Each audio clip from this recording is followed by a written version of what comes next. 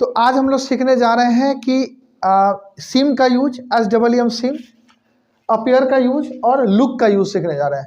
लेकिन spoken English में या राइटिंग स्किल्स में जब भी हम कुछ लिखें तो इसको कैसे लिखते हैं या तो हम इसको कैसे इंग्लिश में बोलते हैं, ये बहुत इंपॉर्टेंट रोल प्ले करता है। तो इस तरह का सेंटेंस आपको मिलता है जहाँ पे आप कन्फ्यूजन बहुत सारा होता है, तो उसको हम बोलेंगे कैसे। ठीक है नितिरंजन, देखो यहाँ पे stop using mobile. Okay what, हाँ। अब है कि इसको पहले समझते हैं यहाँ से। अगर हम इसका मतलब देखें हिंदी में तो सिम, अपीयर और लुक का मतलब होता है दिखना, मालूम होना, प्रतीत होना, समझना। मतलब हिंदी कुछ भी हो सकता है, मतलब इस तरह का हिंदी होगा आपका। अब हिंदी पे तो ये है हमारा, लेकिन हमको सेंस समझना है इंग्लिश में कि इसका मतलब इंग्लिश में कैसे समझें, अंग्रेजी में, या सिचुएशन कैसे समझें कि कैसे इसको यूज करने वाले हैं। तीनों हमारा वर्ब होता है, ठीक है। तो जैसा भी टेंस होगा हम यूज कर सकते हैं इसको। एक बात तो ये। अच्छा, लुक और अपीयर और सिम टू बी। अपीयर के साथ टू लगाना है, सिम के साथ टू लगाना है। अब क्यों लगाना बताया, अभी देखेंगे इसका लुक। तो लुक और अपीयर कहता है कि ये डायरेक्ट ऑब्जर्वेशन है, यानी फिजिकल अपीयरेंस। यानी अगर किसी चीज़ को अगर देख के हम बताएं कि वो कैसा है, मतलब वो चोर है, डकैत है, अमीर है, गरीब है, पागल है, जैसा भी है, अगर वो देख के, अगर फिजिकली हम देख के अगर करते हैं तो उसको हम लुक और अपीयर का हम यूज करते हैं, ठीक है। सिम क्या होता है, इनडायरेक्ट ऑब्जर्वेशन है, ये फिजिकली नहीं देखते हैं। मान ली किसी को हम फोन पे बात कर रहे हैं, उसका बात से लग रहा है कि वो हमको घमंडी लगता है, या बात से लगता है कि अमीर मालूम चलता है या गरीब मालूम चलता है, जैसा भी बेवकूफ़ लगता है, जैसा भी आपको मालूम होता है, जैसा दिखता है, लेकिन वो इनडायरेक्टली उसको देख नहीं पा रहे फिजिकली, तो वो हमारा सिम का यूज करेंगे। अदरवाइज अगर सामने से देख के अगर आपको अगर ऐसा इंट्यूशन होता है, अगर फील होता है, वो चीज़ हमारा लुक और अपीयर होता है, ठीक है। अभी इसको ट्रांसफॉर्म करते हैं, कैसे करेंगे। जैसे सवाल है कि वह अमीर दिखता है या अमीर मालूम होता है, वह अमीर प्रतीत होता है, हिंदी जो भी ले लें हम।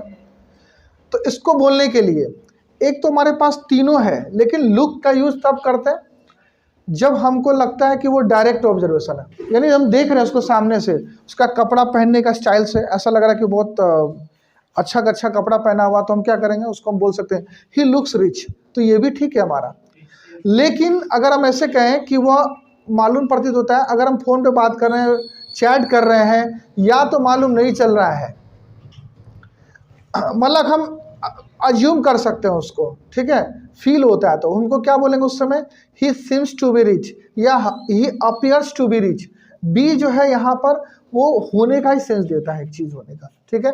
तो हम ऐसे बोल सकते हैं वो अमीर दिखता है तो ही लुक्स रिच, या he seems to be rich, या he appears to be rich. ये आप तीन तरीके से इसको बना सकते हैं, ठीक है। और यार तुम मुझे पागल लगते हो, कभी ऐसा होता है कि तो तुम पागल लगता है हमको, मतलब कुछ भी बक रहा है तो आप उस सिचुएशन में बोलते हैं ना कि तुम पागल लगता है। समझ में आ रहा है तुम लोग को?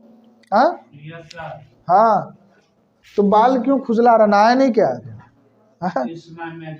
हाँ, मैजिक क्या, उसमें तेल लगाओ, उसमें बाल एकदम झरोखा की तरह हो गया। इधर देखो, तुम मुझे पागल लगते हो, you look mad to me. तो ये अगर सामने से दिख रहा है ना फिजिकली, तो हम क्या बोलेंगे, you look mad to me. अगर हमको ऐसे मालूम चल रहा है, यहाँ पे समझ रहा है, यहाँ पे ना देखो ना यार, समझो ना यहाँ पे, ठीक है। यू सिम टू, ये सिर्फ यूट्यूब के लिए ना रहे, तुम्हारे लिए भी है ना बेवकूफ। सुनो ना इसको, तो तुम ये समझो ना इसको, तुम्हारे लिए भी तो है ये।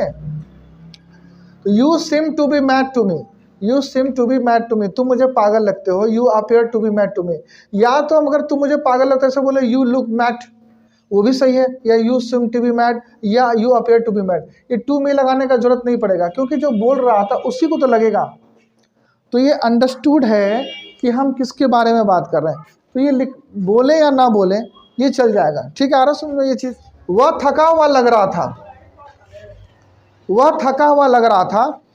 अब ये पास्ट टेंस में है हमारे पास, वो थका हुआ लग रहा था, तो सिम का हमारा पास्ट क्या बन जाएगा, सिम्ड हो जाएगा, ही सिम्स टू बी टायर्ड, या ही अपीयर्ड टू बी टायर्ड। ऐसा क्यों, क्योंकि ये ऐसा महसूस हो रहा था, इसलिए इसका यूज हुआ।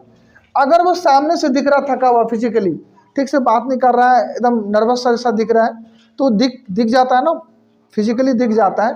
तो ऐसे केस में हम बोलेंगे ही लुक्ड टायर्ड, वो थका हुआ लग रहा था, वो थका हुआ लगा। अच्छा, इसमें लुकिंग नहीं करेंगे, या सीमिंग नहीं होता, या अपियरिंग नहीं होता है।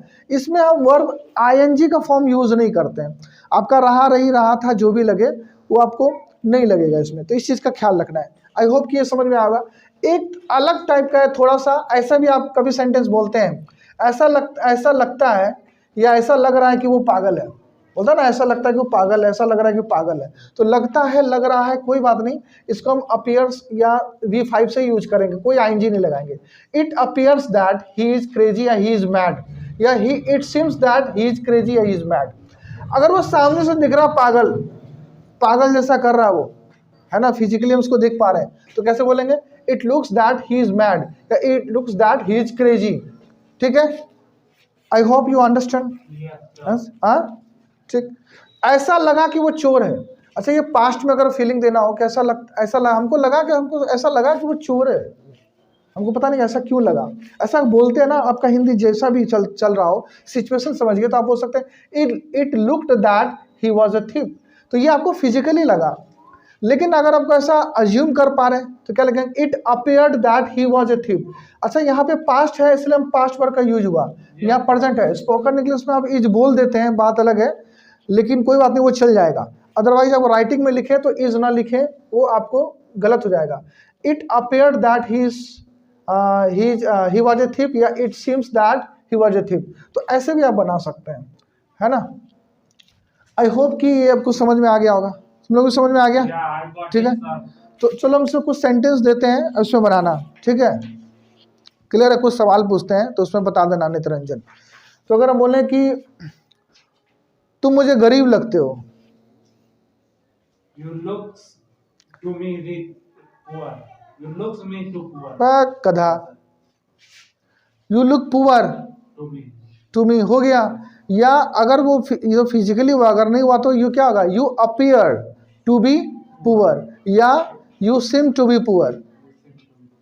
बना कि नहीं बना? Yes sir. क्या बोला? समझ में आ गया तो समझ में आ गया, बता ही नहीं पा रहा है। ठीक है, लिखेंगे वो मुझे बेवकूफ़ लगता है, या बोलेंगे वो ऐसा लगता है कि वो बेवकूफ़ है। कैसे बोलते हैं?